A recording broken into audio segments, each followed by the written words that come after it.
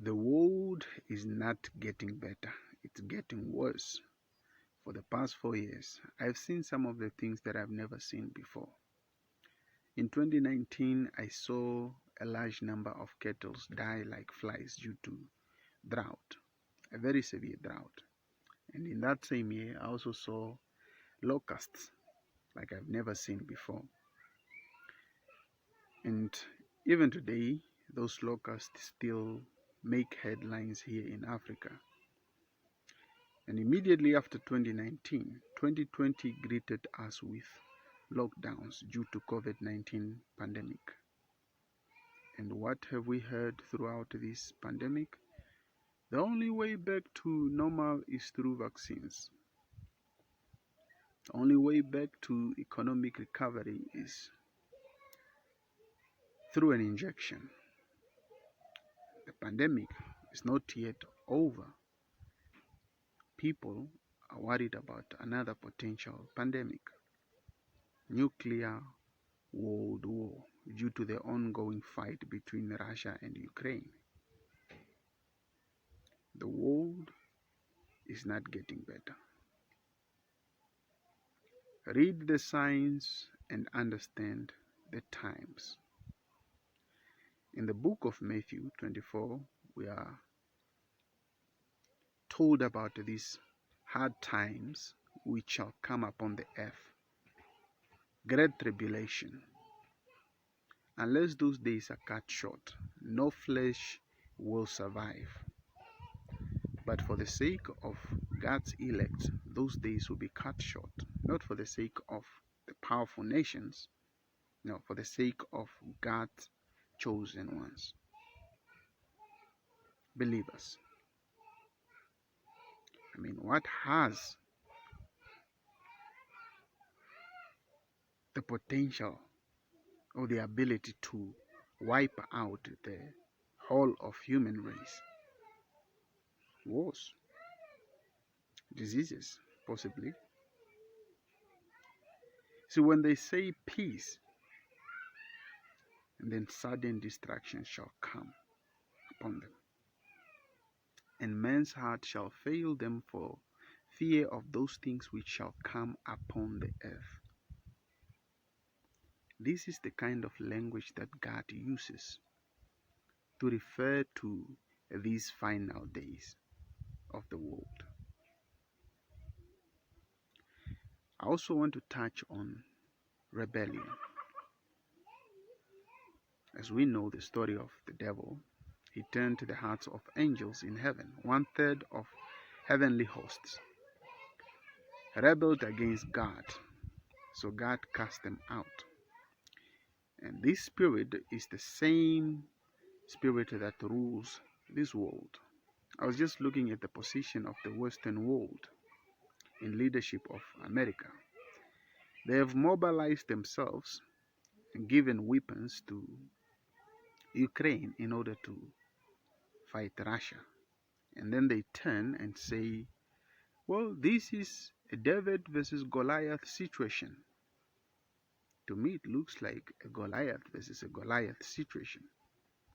Except one Goliath is using a tiny person. Not every tiny person who stands up against a giant is called David.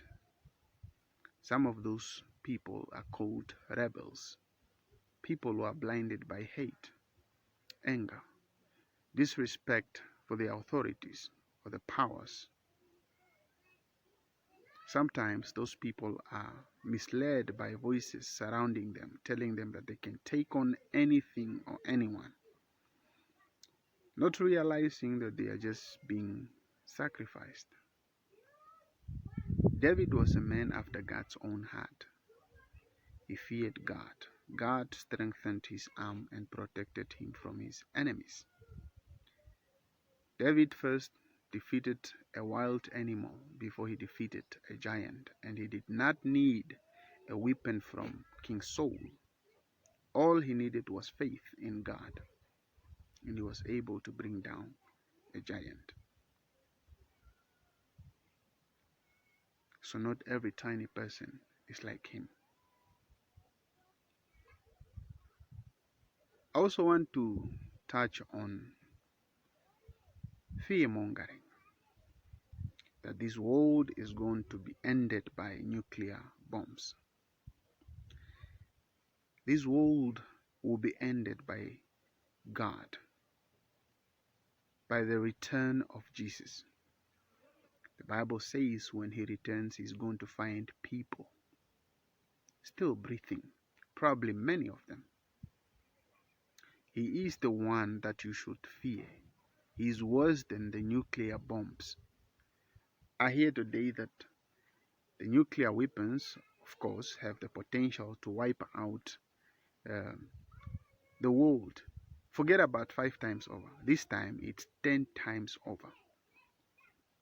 And yet, we shouldn't fear that because God says so. He is the one we should fear. No one can vaccinate you against the wrath of God. Clearly, the vaccines have even failed to vaccinate you against the virus, and much less vaccinate the economy from economic disasters, because this war that just started like a month ago is doing to the economy the same thing that the virus has done. We are hearing a lot about rising food prices, oil prices, due to the sanctions imposed on the top producers of oil. So fear God. He is the end. He is the beginning. That is the message I wanted to bring to you. Look up to him, not to the east, not to China, to Russia or India for your safety, not to the west, not to America, UK, Germany, but look up to God. He is our salvation. He is the King of kings, Lord of lords. Without saying a lot, I hope that these words will encourage you